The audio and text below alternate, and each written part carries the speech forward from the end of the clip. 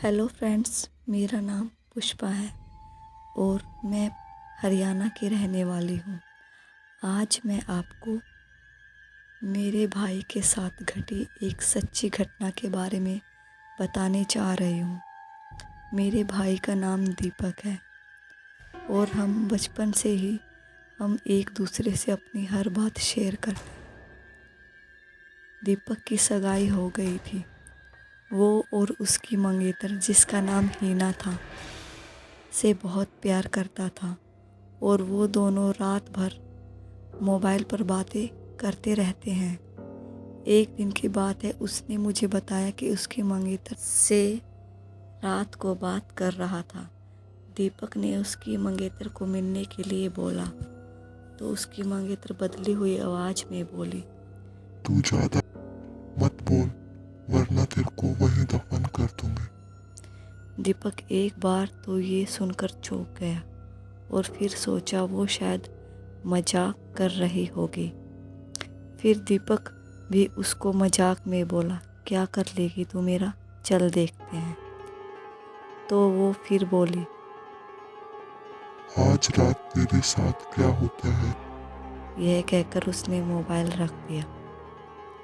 अगली सुबह जब दीपक मुझे कल रात की बात बताने लगा, उसने मुझे रात को फ़ोन वाली बात बताई और उस रात उसके साथ जो हुआ वो उसने मुझे बताया।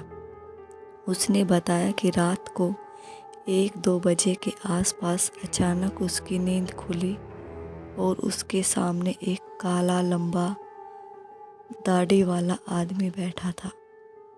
वो बोलने लगा, आ गया मैं, अब तेरे साथ क्या होता है तू देख। उसने दीपक का गला पकड़ लिया। उसकी सांसें रुक गई। दीपक ने उसी वक्त भगवान का नाम लेते हुए जय माता की करना शुरू कर दिया। वो उसके सामने से गायब हो गया। मुझे उसकी बात सुनकर बड़ा आश्चर्य हुआ कि ऐसे कैसे हो सकता है।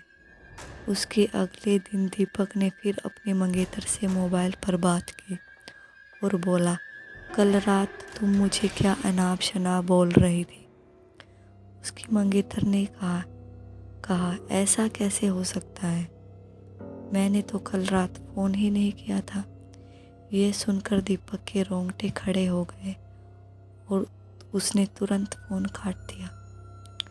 उसी वक्त दीपक ने मुझे उसकी मंगेतर की तबीयत खराब है और कल उसके घर पर चलना है।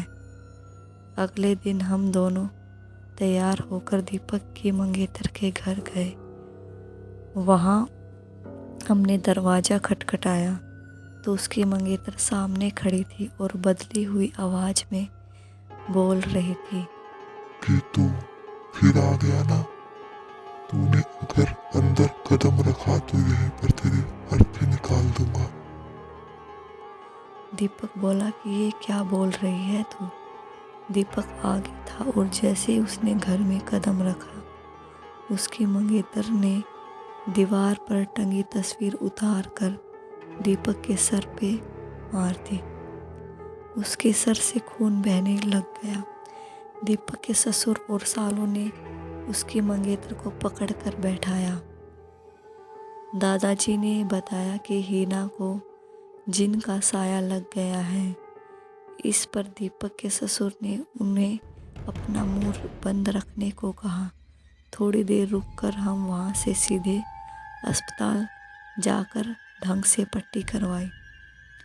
उसके अगले ही दिन मुझे दीपक का फिर फ़ोन आया कि हीना की तबीयत बहुत ख़राब है और वो अस्पताल में भर्ती है। दीपक ने बाइक निकाली और हम दोनों जल्दी अस्पताल पहुँचे। वहाँ पर पहुँचते ही हमने डॉक्टर से हीना की हालत पूछी तो उन्होंने बताया कि उसकी हालत बहुत नाजुक है। कौन सी बीमारी है वो पता नहीं चल पा रहा है और उसके घर वालों को डॉक्टर ने दीपक को घर ले जाने को कहा। सभी हैरान थे कि ऐसी क्या बीमारी है जिसका इलाज डॉक्टर के पास भी नहीं है। फिर उसके घर वाले हिना को घर ले आए। हिना ने दीपक को बुलाया और कहा, मैं अब ज़्यादा दिन जिंदा नहीं रह पाऊंगी और तुम किसी अच्छे लड़की से शादी कर लेना। यह सुनकर दीपक की आंखों में आंसू आ गए और बोलने लगा कि मैं तुम्हें मरने नहीं दूंगा। फिर हिना के दादाजी ने उसको एक बाबा के पास ले जाने को कहा। हम उसको बाबा के पास ले गए और बाबा ने बताया कि इसको एक बुरे जिन ने जकड़ लिया है, जिसकी वजह से वो इसके शरीर को नुकसान पहुंचा रहा है। अब बहुत देर हो गई है। बाबा ने बताया कि इसका एक ही इलाज है। यहाँ से 100 किलोमीटर दूर एक दरगाह है, वहाँ इसका इलाज हो सकता है। और बाबा ने बताया कि इसके साथ वही इंसान जाएगा जिसे वो सबसे ज़्यादा चाहती है। दीपक ने कहा कि मैं चला जाऊंगा। वो दोनों रात के 2 बजे दोनों बाइक पर निकल पड़े, लेकिन आधे घंटे के बाद किसी का फ़ोन आया कि दीपक और हिना का एक्सीडेंट हो गया और वो मर गए। ये सुनकर बहुत रो रो कर बुरा हाल हो गया। मैंने अपने सबसे करीबी भाई को खो दिया था। वह अब इस दुनिया में नहीं रहा था।